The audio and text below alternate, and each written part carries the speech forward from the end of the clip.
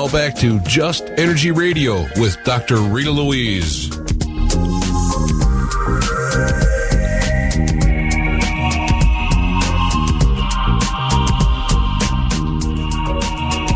Just Energy Radio. I'm your host, Dr. Rita Louise, and thank you all for staying tuned to the second hour of the show.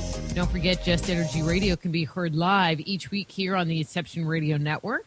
If you've missed an episode, please do go to the Just Energy Radio webpage, www.justenergyradio.com, where you can check out the show archives, as well as sign up for our weekly newsletter. You can also check out the archives on YouTube on the Just Energy Radio YouTube channel. Let's see. And guys, like us on Facebook, Just Energy Radio on Facebook. You'll be kept informed of who's coming on the show each week. And I also post the archive, the YouTube. Save yourself a lot of time. Just log into Facebook, and you'll know everything. So in this hour, we're going to be talking about ecstatic trance dance. And I think I know what it's about, but I'm not 100% sure. So to share that with us, we're going to be talking to Nicholas Brink, Ph.D. And let me tell you a little bit about Nicholas and get him on the air, and we're going to learn a whole lot. Nicholas Brink, Ph.D., is a psychologist who has maintained a private clinical practice since 1977. He is a board certified by the American Board of Professional Psychology, a past board member of the International Association for the Study of Dreams, and a past president of the American Association for the Study of Mental Imagery. He is also the author of the 2002 book, Grendel and His Mother, which I think I might have to ask about, Healing the Traumas of Childhood Through Dreams, Imagery and Hypnosis, a certified teacher of ecstatic trance with the Felicitas Goodman Institute. He lives in Pennsylvania. So please welcome the author of The Power of Ecstatic Trance Dance, Nicholas Brink. Hey, Nicholas, how are you? Okay, thank you for the introduction. That was good. Thank you. And thank you so much for coming on the show a little bit last minute, but I'm just really excited to get to talk to you and have this opportunity. They say that nothing happens or everything happens for a reason. And I think, that we're going to do something magical tonight. I don't know. That's kind of my feeling. Sounds exciting. You're not so sure, huh? Okay. And we're just going to start easy. I'm going to start easy on you. But how did you first become involved in trance dance in the first place? Okay. As a psychologist, I did a lot with hypnosis, clinical hypnosis, and it was sort of a natural evolution that I was, as president of the American Association for the Study of Mental Imagery, I was organizing a conference, and someone said, I need to have Felicitas Goodman be the keynote speaker. So I contacted her, and she agreed, but then because of a lot of confusion and other things that came up, the conference never happened. But I had read her book, and I found it very exciting, and I had the gall one year at the Dream Association conference to just jump in and do what she did with ecstatic trance. And that was in 2007. It was in 2007, and it really amazed me about what she had to say worked.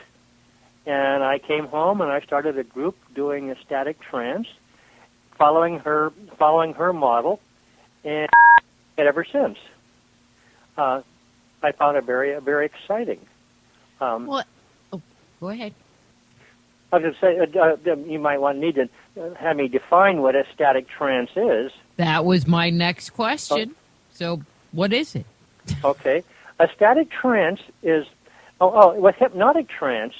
That's induced with a slow and quiet voice, and where I am affirming what the person is experiencing. And we often, in hypnosis, we call it the yes set, where I'm making statements to the client that I know they can answer back yes, and so they go into a hypnotic trance. That's a very like the everyday trance. like the road trance when you're driving on the highway and you lose track of time and you lose track of which exit you were supposed to turn off of because your mind was somewhere else, or when you're in a movie and you come out of the theater and you feel confused, you don't know, remember where the car was parked and you're surprised it's still light outside. Those are common everyday trances, and the hypnotic trance is very similar. But the ecstatic trance is induced by the rhythmic stimulation to the nervous system, by the beating of a drum or the shaking of a rattle or the clapping of hands. It's the sort of like the picture you have of primitive societies where the shaman, where behind the shaman's trance, there's the rapid beating of a drum. So it's induced by that stimulation. What Elizabeth Goodman added to the whole process is the power of a body posture. Maybe I need this to briefly explain how she came upon this idea. She was from Hungary. She came to this country and knew 20 languages. She got her degree in linguistics in Hungary, and so she was popular on college campuses as a translator. And then she met this one professor in anthropology that she became close to and decided to get her Ph.D. in anthropology. And her research was on speaking in tongues.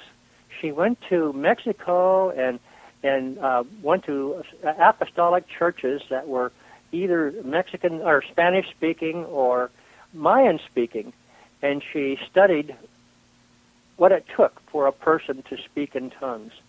And she came up with a list of criteria of the person needed to feel that the space they were in was private and separate from their everyday life, that they had to have the expectation of a non-ordinary state of consciousness, that they needed to believe that what was going to happen was not crazy but normal and enjoyable. And then there was that rhythmic stimulation. In the church, it was more the clapping of hands and the singing of songs. But she took that back to Denison University in Ohio to her students, and to take it out of the religious context, she created her own ritual that was sort of more Native American, where she did cleansing with a smudge stick, and she did the drumming rather than clapping of hands. And her students did go into a trance, but somehow the trances were more disorganized. So she, a couple years later, she read an article about the power of posture on the body, on that different postures had different effects on the body in terms of breathing rate or skin moisture or temperature.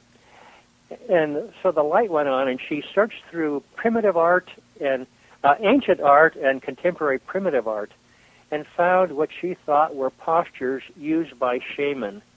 And she found like 50 or 60 of these postures that she had her students stand, sit, or lay in, and induce trance with the shaking of a rattle or the beating of a drum.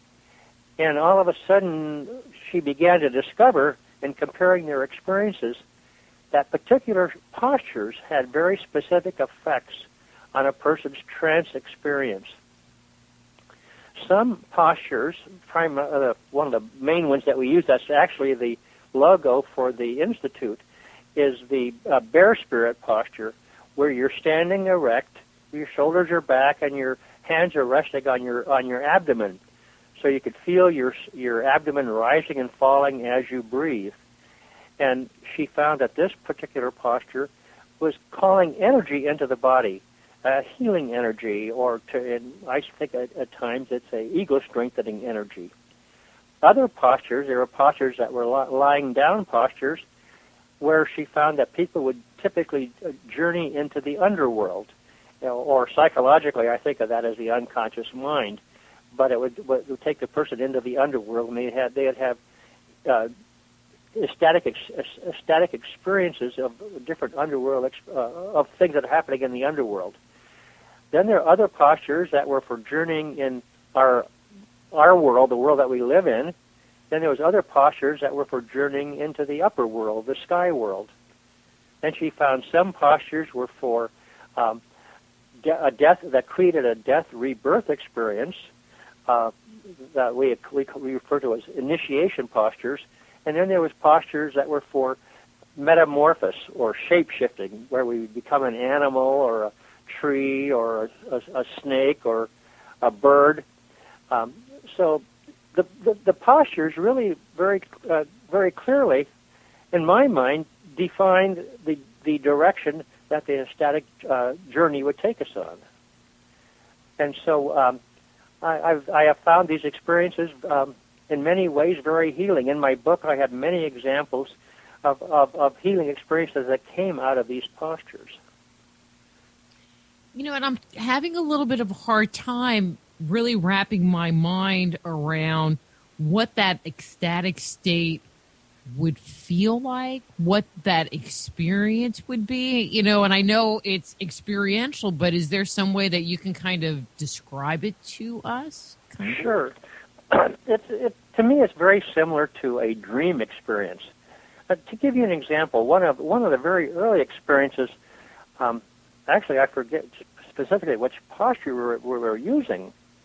I think it might have been a divination. I left out one category, the divination postures. I think it might have been a divination posture. This young woman, her experience was she found herself in a pretty grungy, polluted city, but she felt like this was her home, this was her city.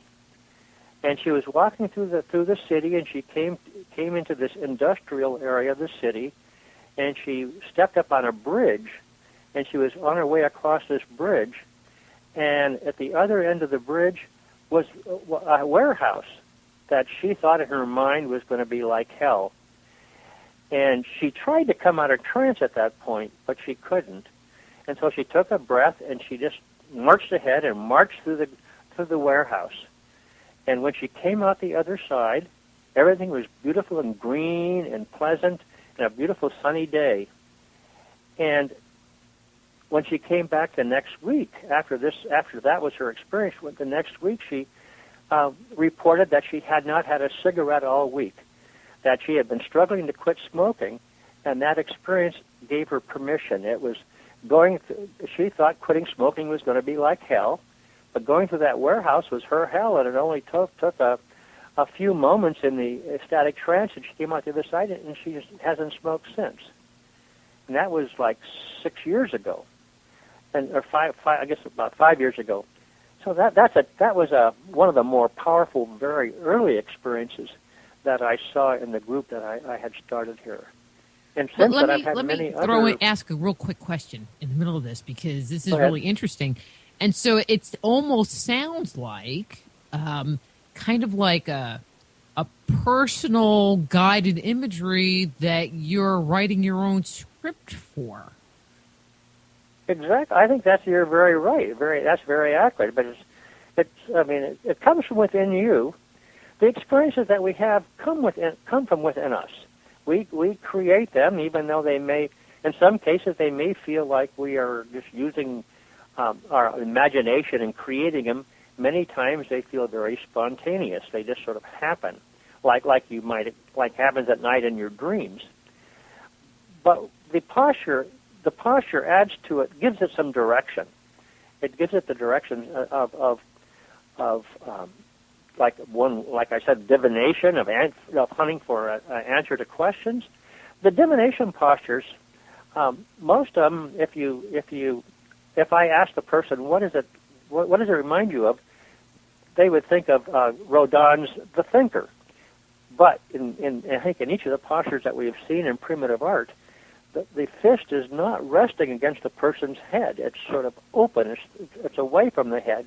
It's more open, calling for information from the world around you, whether it's from your unconscious mind or whether it's from your environment, or what I've often said is from your universal mind. It's from something beyond you that really may surprise you.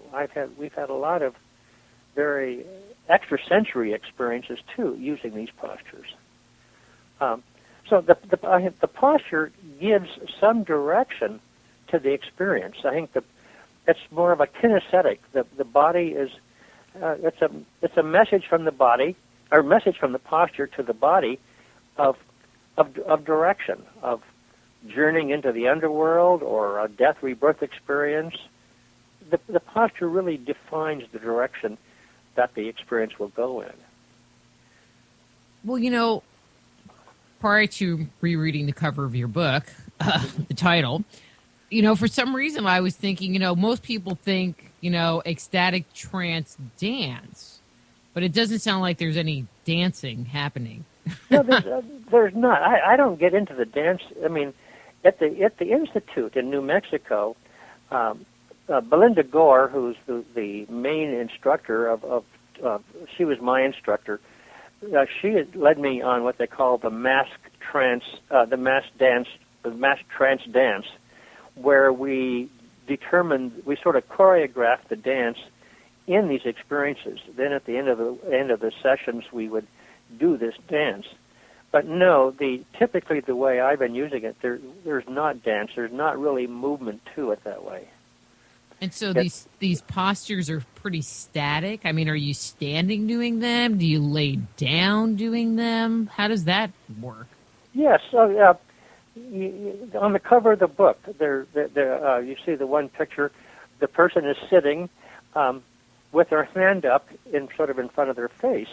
Again, that particular posture is a divination posture. That's one that I found myself at the Branly Museum in Paris a couple years ago, and I came home and I started using it, and I found it as quite a powerful posture. It's from the Hamakwaki Indians in Ecuador, and from I guess earlier in the 19th century, or maybe the 1800s. I forget what it was dated at, but it was found in Ecuador.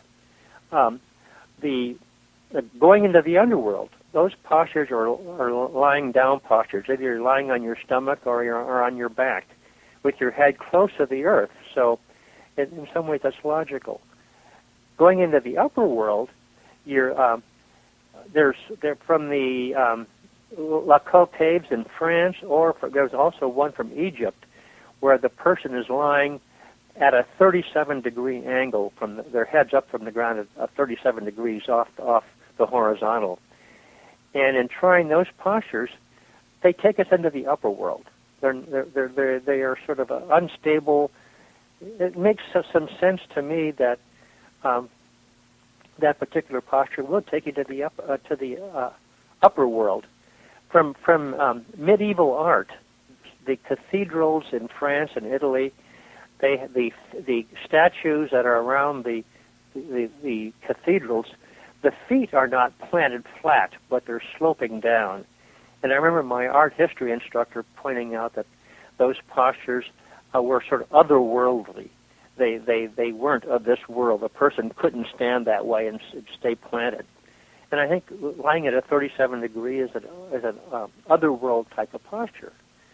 So that those postures will lead you into the upper world. The journeying in this world, you're standing with your feet planted in a sort of a real planted, I'm in this world posture. And with that posture, you find yourself journeying in this world, sometimes back in time, but still on the surface of the earth. The postures for death rebirth, one of the main postures that I use is referred to as the feathered serpent posture. It was found in Mexico, and Felicitas Goodman named it that. But you're standing with your feet sort of shoulder wide, and your hands, the back of your fingers are at your waist, sort of like the old children's game of I'm a teacup. The elbows are out, but yet this teacup has two handles. You have both arms at your side with your elbows out. And when you look at that posture and you stand in that posture, there's a set, to me, it communicates a sense of defiance, of I'm ready for anything type of attitude. Right, that was kind of my impression of it. The what? That was kind of my impression of it. Right. Like I'm here, I'm solid. And if I'm facing something if I'm facing a part of myself that is unhealthy, that needs to die, leading to a rebirth of a new self, to me that it would take that kind of strength, that kind of defiance. I think if there might have been earlier in the stage of change where I am afraid of that death. I'm afraid of giving up that part of myself. But by the time I reach the point of death and rebirth, I have a sense of defiance, and I'm ready to do it. And I think that posture communicates that quite well. The metamorphosis postures, the postures for becoming an animal, the Olmec Prince is to me one of the more powerful ones, where I'm sitting on the ground, cross-legged, and I'm leaning forward slightly with the middle joint of my fingers resting on the floor, sort of like I have two front legs. And very typically, when I first did that, I became a bear the first time. But over the years, as I used that posture, sometimes often I become a bird, or even a snake or a tree. But it's a posture that led me into becoming a metamorphosis of changing into something else. So to me, when I look at the postures, they do have a clear narrative or clear message as to what they're trying to express, and so it gives direction to our the ecstatic trance experience. Do you think the postures are helping to set the intention of where you want to go or what you want to experience, or do you think they are what create the experience? Or I'm going to throw out a third choice. Do you think that there's a combination of, they help you to improve your intention? Like I do a lot of energy medicine, and, when I'm working with someone, it's like, pick your hand up, and if you're, using the imagery of you're cleaning, this pain off, or you're doing something, use your hand and do it. Because it increases the intention, in my opinion. Exactly. That's the word we use. And I didn't use it so far, but you're using it, the word intention. I think it does define the intention, but it's also very kinesthetic. The intention's in the way you're experiencing your body when you're in that posture. So I think that's a clear way of saying it. And many of these experiences, I mentioned a couple of minutes ago, the extrasensory experience. That's one of the more powerful things that I've experienced with it. But when I do this with a group, so often our experiences are very related. They're very, very much alike.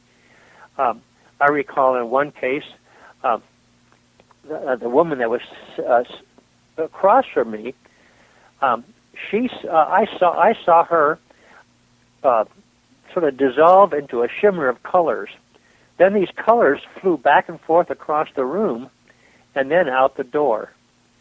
And what she saw in me, she saw the top of my head pop open and all these colorful birds fly out and fly back and forth through the room and out the door. So over and over again, we have somehow there's that connection, the extrasensory connection between us that makes the experiences very, very similar. They become very much alike between people. I did this with a group of senior citizens at one point, and I had them. We divided up into pairs, and I had each pair. All I said is, when you go into trance, focus on your partner, and let's see where it goes. And each time it happened, my partner, we both had this very spiraling circular energy, even though our expressions were different. In another case, both people in the couple became birds. There was one couple that were husband and wife, and it was one of the brought a laugh to the group is because he was walking along the beach holding her hand.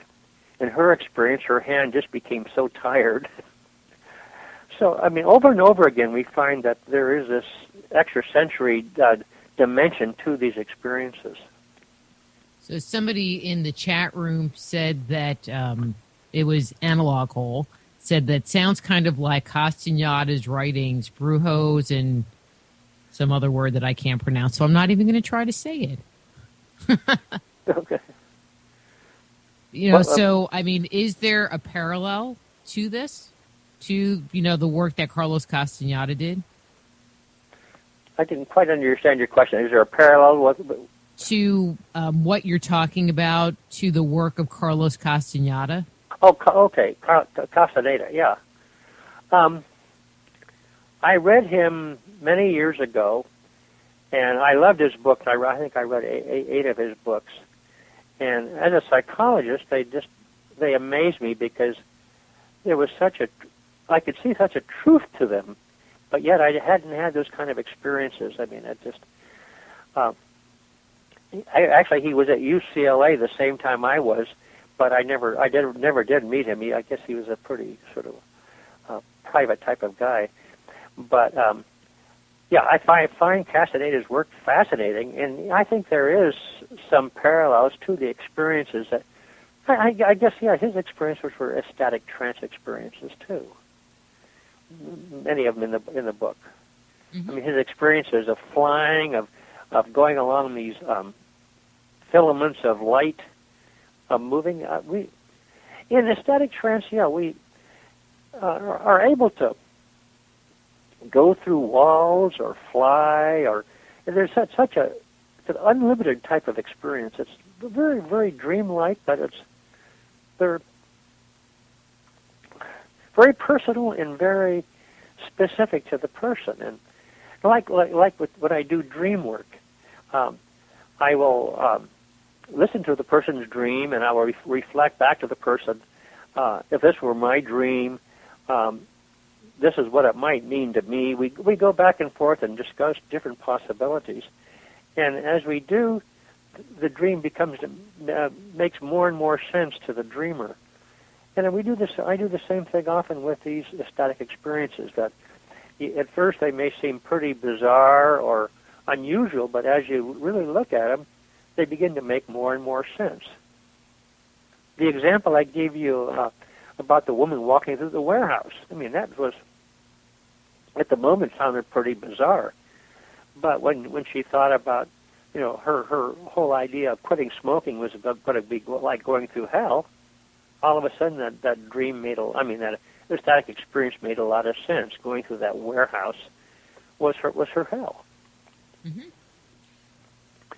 So I think it's very Carlos Castaneda-like, these experiences. And I just remember with the Carlos Castaneda book, however, and I'm just trying to remember with the first one, Separate Reality, I think was the first one. Don Juan just fed him a bunch of drugs all the time. And it seems like even in recent days, there has developed kind of this interest in having those kinds of experiences. And people are taking ayahuasca and, different drugs. I mean, do people have the same kind of experience when using some kind of a drug? Yeah, two words that Castaneda used, I think, was stalking and dreaming, and those are excuse me, two different kinds of trance experiences. Some people need to put a lot of energy into it, a stalking energy of I'm trying to get somewhere, and out of that comes the experience. Others, it's just more of letting go, like in a dream state, and the experiences come spontaneously as a dream comes to you. So I think I thought those two energies that Castaneda talked about were very relevant to the kind of experiences. I think, anyway. Okay, I'm going to go somewhere else. One of the things that you talk about in your book is calling in spirits. And is this so that the spirits can be with you and support your journey? Or, I mean, because we've done, shows about voodoo and stuff like that. Or is there a desire to have a spirit actually enter your body? At first, At first, when I started doing this, I had a hard time with the concept of the spirit. I thought of, the spirit of the day, the spirit of Christmas, this sort of an attitude. I wasn't experiencing what I would consider real spirits. But in the ritual that Felicitas Goodman developed, part of that ritual is calling the spirits from the six directions. And the more I've done this, those spirits, they become more and more real to me. Sometimes they take real forms. At one point, out of the west came all these mice that were flying at me. The mouse experience was a quite elaborate one. It went on for several years for me, but the mouse became a very important spirit guide. The bear, the eagle, a coyote, a snake, a tree, all those have become, over the years, become important spirit guides to me. They each time have something to teach me. And so the idea of the spirits has become much more real to me. When I think of the spirit guides, I think in our culture, we tend to, as human beings, put ourselves above the animals. We have all this need to control our environment. But I find with these spirit guides, what I've learned from the bear or what I've learned from the coyote, I can't put myself above them. I have right here across from me in my room here, I have a shield of a coyote painting on it, with a coyote painted on it. And the coyote looks at me with this sense of, what's going on? You're crazy. I can't look at a coyote now with the sense that he's any bit inferior to me. He has so much to teach me. So that these spirits, in this sense, have become much more real to me than when I first started using ecstatic trance. So we have a question from the chat room. Lisa wants to know, can you compare these experiences, these ecstatic trance experiences, to something like lucid dreaming? And I'm actually going to throw one more thing in there, astral projection, astral travel. Definitely. The last president of the Dream Association was Robert Wagner, who wrote a book on lucid dreaming. And I so often refer to it as and yes, it's very much like lucid dreaming. In dreams, you often forget. In the morning when you wake up, you forget your dreams very quickly. In the lucid dream, where you really feel like you're an actor, you become a part of the dream. You can make decisions and make things happen. Yes, in ecstatic trance, you could do that. That's really part of it. I think the lucid dream and the ecstatic trance experience are very similar. Okay, good addition, thanks. Oh, it's like they post stuff in capitals. If they do it in all capitals, it means that, they have a question, so I'm reading it. I'm like, wait, Lisa, that's not a question. That's just a statement. But you've talked about, the one person quitting smoke or inevitably quitting smoking because she had one of these experiences. But what kinds of things, do people go into this because they're looking to heal something? Do they go into this because they want to expand themselves? So as an example, the woman that you talked about that was smoking and who wanted to quit, was her doing the trance dancing because she wanted, or the ecstatic trance work. I think that, because she was looking to quit smoking. She had been struggling for several months to quit smoking. And at that particular time, I'm not sure that she went into the experience with that at the top of her mind, or if it just was in her subconscious and she just went into it. It's hard to say. I know as a psychologist, as doing hypnotherapy, a person comes to me with a defined problem that they want to face, and we work on that. What's so freeing about this experience as a psychologist is so often I don't even know what the person needs to be working on. What's freeing about it is in therapy, I'm always trying to put the responsibility back on the client to make a change, to do something different in life. So often people come to a doctor wanting them to cure you, expecting the doctor has the answers, and the doctor is going to do some magic to cure you. And that gets in the way within psychotherapy. In psychotherapy, I want the client, the person that comes to me, to keep that responsibility. In ecstatic trance, I don't give directions. I don't give suggestions, like hypnotic suggestions or even direct suggestions.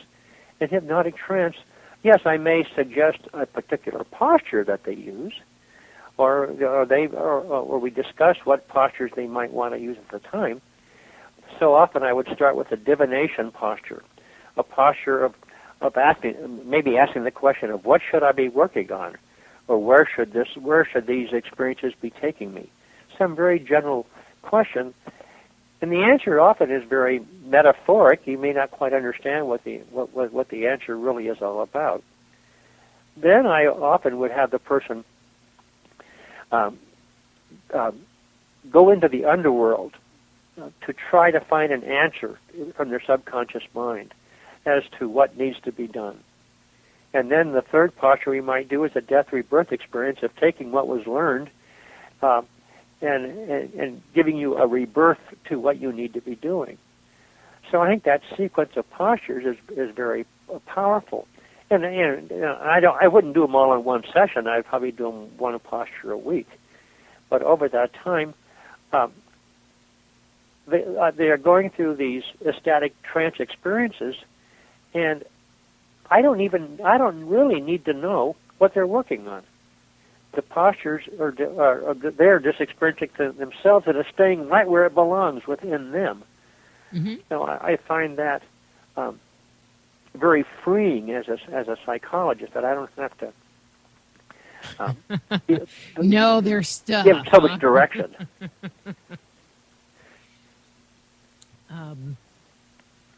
When someone has one of these ecstatic experiences, where do they come from? Any thoughts? I mean, from a more esoteric place, other than, from deep inside. I mean, do they actually come from somewhere? The ecstatic experience, where did they come from?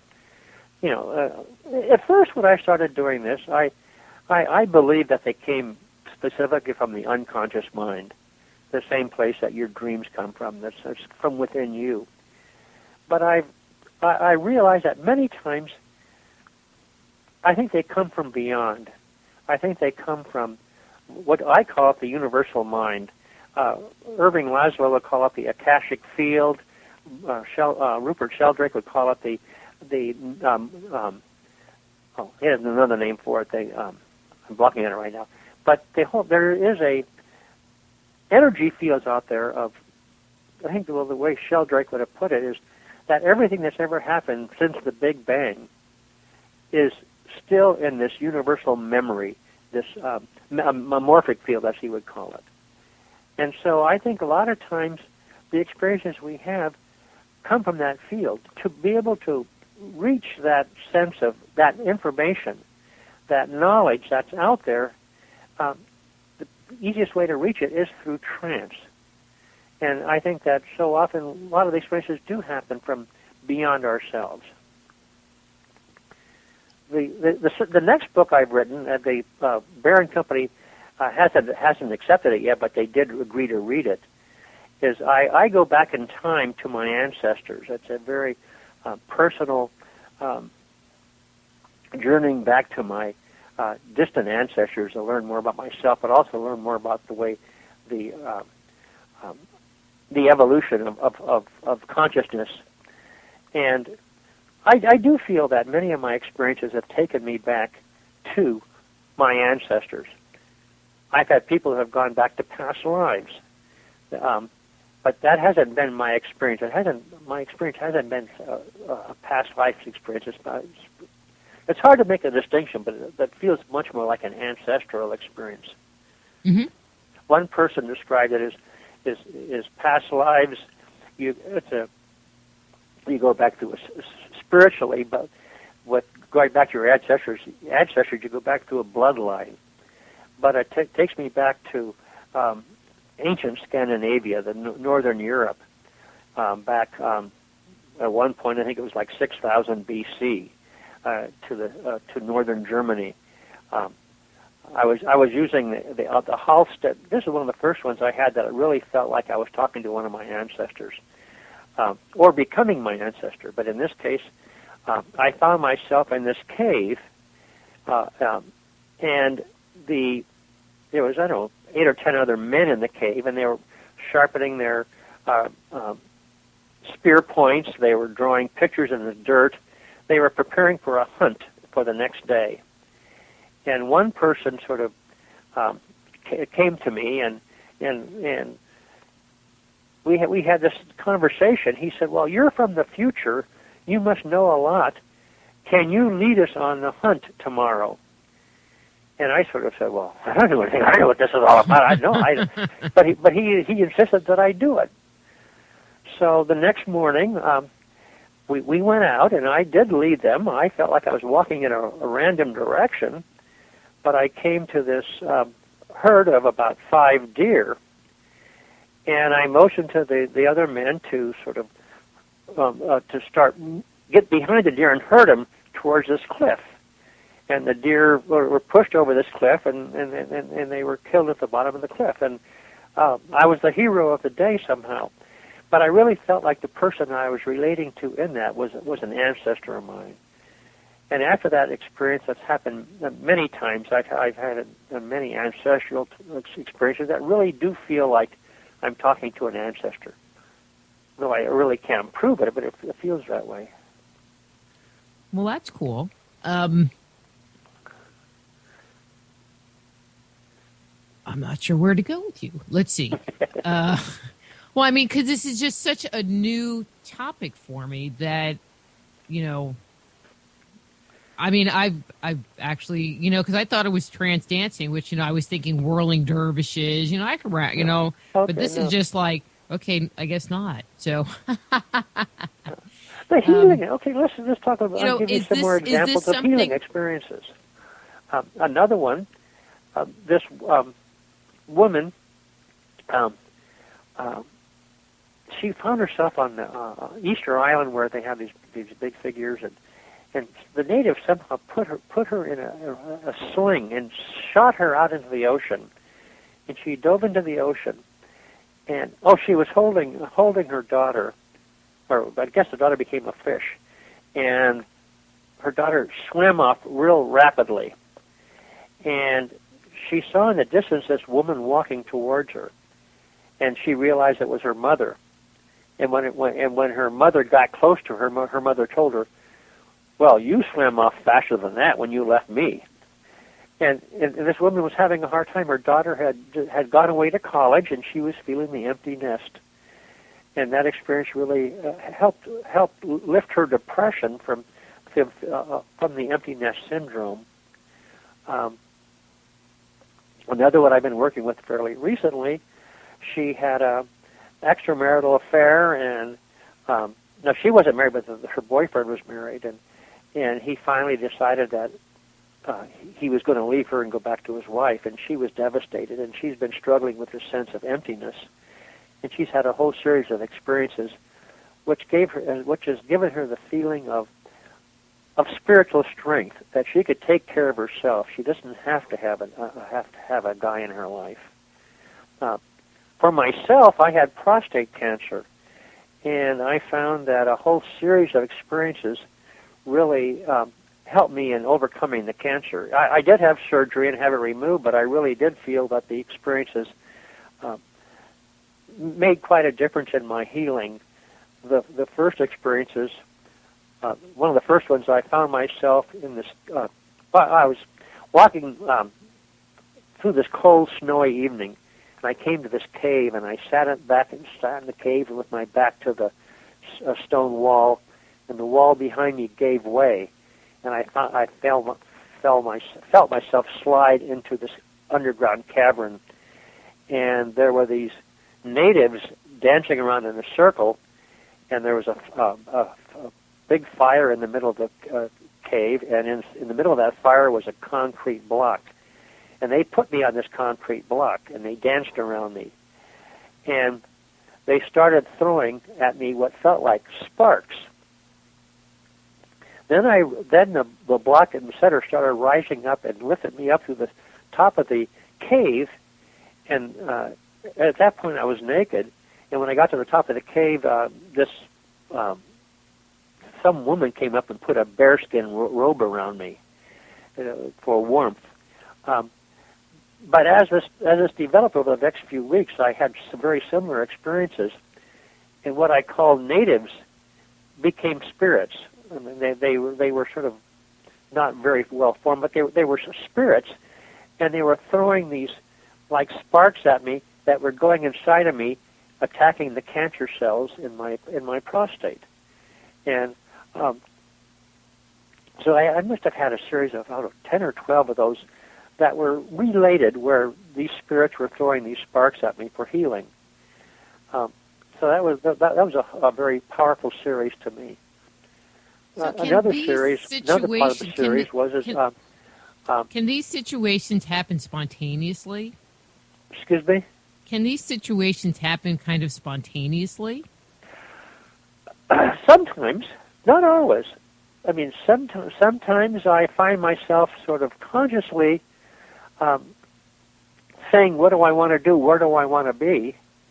And sometimes I try out one thing and it's not right, so I try out something else. And usually it ends up spontaneous. But often when I begin it, sometimes when I begin it, it feels much more contrived or just using my imagination. Sometimes these series really follow one from another. I had a whole series of experiences that took place. With the Hamakuaki posture, I was in Ecuador, walking down this road, and there was this thatched, roofed like pavilion with a shaman sitting inside of it in the same posture as the Yamakuaki posture. And I went in and sat beside him. I think I've gone to that same pavilion about four different experiences. And each time he's had something to teach me.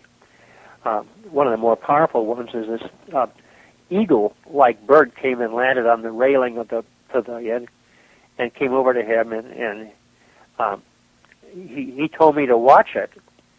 And the eagle left and went up into a thermal and just was gliding.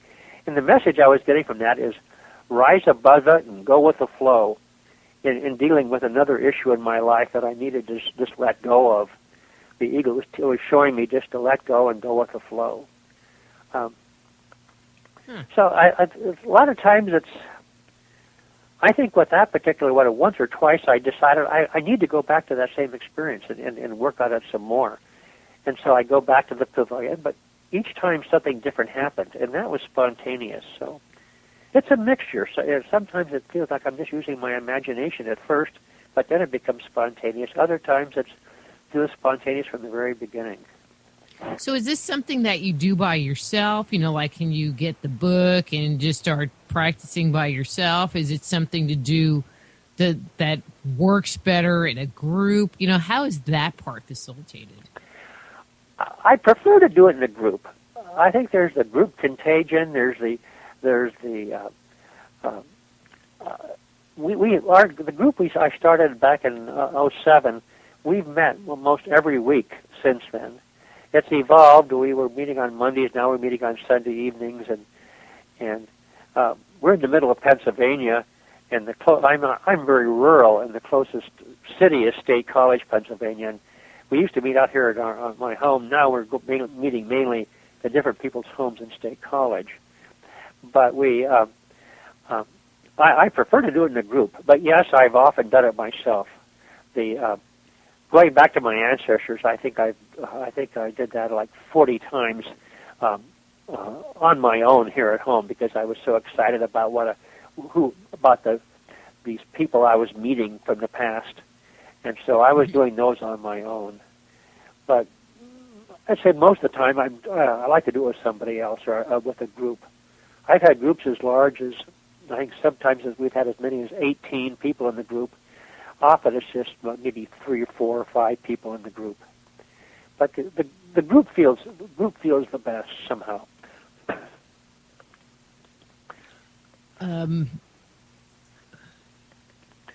Okay, what about past lives? Have you learned anything about your past lives doing this? I haven't. I had one person in the group that he went back to. He knew the year. I think it was 1848, something like that, in Alaska, and he was with a. He was young, and a hunting party was on the other side of the hill hunting. But he saw that what was going on, and then at one point, he actually was killed by a bear. And in his experience, there were several other characters that are in his life now. Joe was his father in the experience, while Joe's just a good friend now. His wife in the experience was his mother in the experience, and so I think typical with past lives, so often you have the same people from your life now in your past life, but relating to them in a different way. I think maybe that was part of the reason why he defined that as a past life experience. And I haven't had quite that experience. But to me, like I said, they felt more like ancestors. So, in hypnosis, back at when I was working, really my practice was in psychology. I had several different people that went back to a past life hypnotically. And it seemed very real to them. I never did pursue it far enough. I know one person that his past life was in Virginia, and it was just maybe 50 years before now. It wasn't real past, and we could have, if he would have been willing, maybe spend time to try to find some real connections with where in Virginia and who these people might have been. But he wasn't really into that. I think he was sort of threatened by the past life experience and didn't stick with it. But so if somebody's doing one of these sessions, about how long does it take to do one? And I'm looking at the clock. Actually, I canceled that question because the music, we have 1 minute.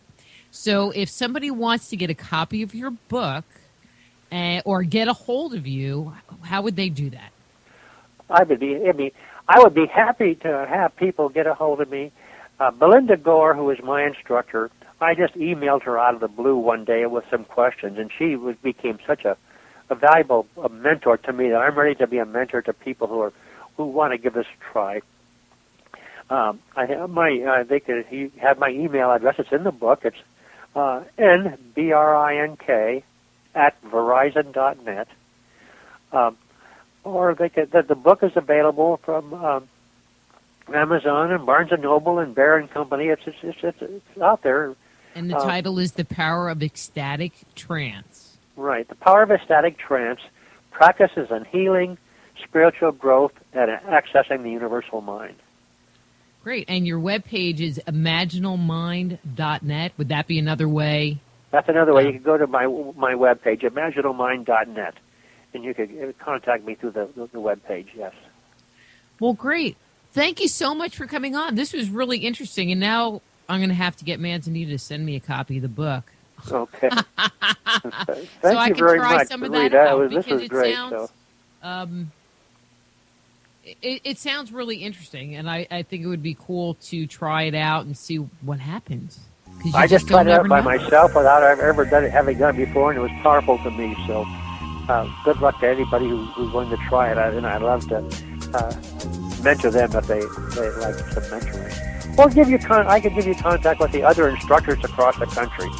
There's about 20 to 30 instructors that does this in different parts of the country, too. So. Okay. Well, we need to go. So thank you again for coming on, and I will talk to you soon.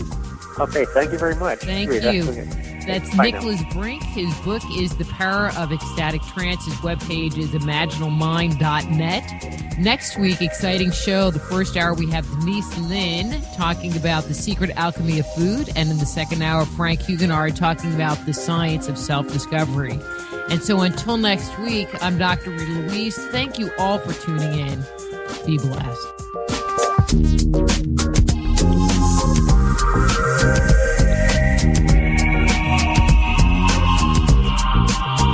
Join host Dr. Rita Louise each week at this time for Just Energy Radio.